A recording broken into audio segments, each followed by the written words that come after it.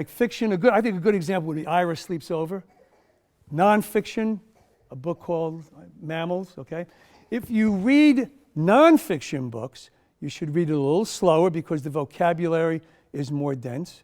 And then as children begin to read, you can read to each other as well. As you read to the child, new vocabulary comes up.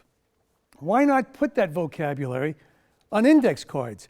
For example, in a book called City Mouse, Country Mouse, the country mouse goes to his cousin's house in the city, which is very stylish.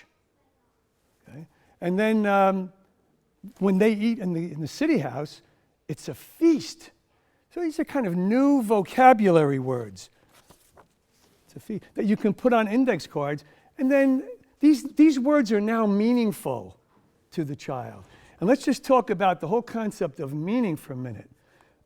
Literature, stories create meaningful context.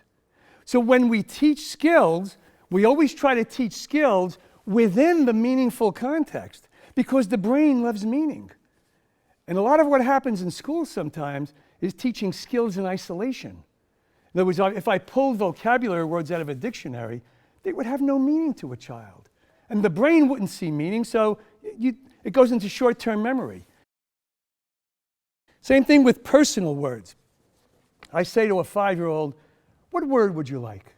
And the child says, "Ghost." Oh, something very personal about it. I write that down. The word surprise is a word that kids love, or home, or truck. You can model vocabulary.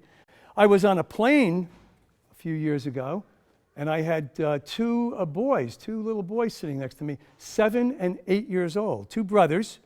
Their parents were in first class, we were in coach. And this is a few years ago when they actually served dinner on the plane. And the stewardess came over with our dinners and we started eating. And the 7-year-old next to me dropped his plastic fork on the floor. And he looked down, he looked at me and he said, "Excuse me, sir, would you have any extra cutlery?" And I said, "Where did you learn that word?" My mother always uses that word. And of course, when we speak, it's so important to speak in elaborate code. What does that mean? It means that if your child interrupts you while you're talking to someone, instead of saying, "Don't interrupt me," well, listen to this.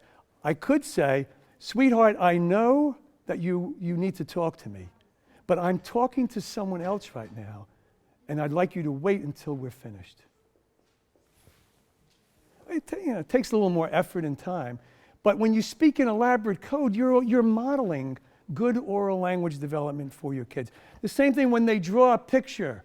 You could say, "Oh, what a pretty house," but wouldn't it be so much better if you said, "Tell me about your picture," and encourage the child to what? Talk more about it rather than just a comment.